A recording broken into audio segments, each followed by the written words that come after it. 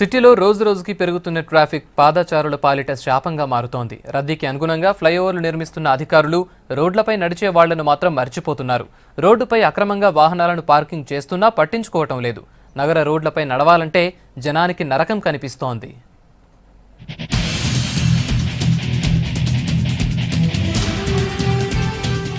సిటీలో metro rail పనులు జరుగుతుండటంతో కొన్ని చోట్ల ఫుట్పాత్లు కనిపించట్లేదు. పాదచారులు రోడ్లపై నడవాలంటేనే భయపడుతున్నారు. నగరంలో ఏ రోడ్ చూసినా కిలోమీటర్ దూరంలో యూటర్న్, ఎక్కడ కూడా రోడ్డు దాటేందుకు అనుకూలమైన పరిస్థితులే లేవు. ఫుట్పాత్ల పరిరక్షణకు 10 ఏళ్ల క్రితం ప్రవేశపెట్టిన హ్యాకర్స్ పాలసీ ప్రకారం అధికారులు ఫుట్పాత్ను 3 జోన్లుగా విభజించారు. కొన్నింటిలో షరతులతో కూడిన వ్యాపారాలను అనుమతించారు. కానీ అధికారులు ఈ పాలసీని కేవలం బోర్డులకే పరిమితం చేశారు. ఫుట్పాత్లు సక్కగా లేక జనాలు చాలా ఇబ్బంది పడుతున్నారు. ఉన్న చిన్న దానిలో షాప్స్, కొన్ని బండ్లు, వెహికల్స్ పెట్టి మాకు చాలా ఇబ్బంది కలుగుతుంది.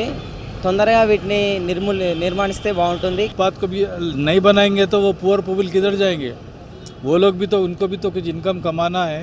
इसके लिए उनके लिए भी प्लेस होना चाहिए बेस्ट सेल करने के लिए अपने प्रोडक्ट.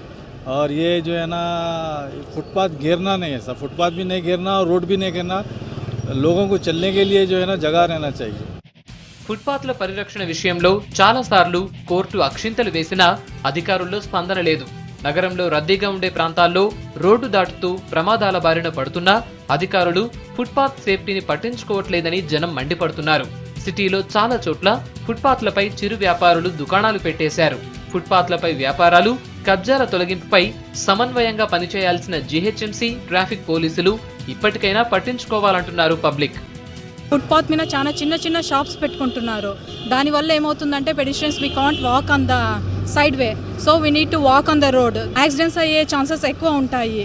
దానికోసం చిన్న చిన్న షాప్స్ అనేటివి ఎలిమినేట్ చేస్తే the pedestrians walk on the side way, the road will be clear. So what we are expecting from the government is if they take some necessary actions, then it will be good for the pedestrians.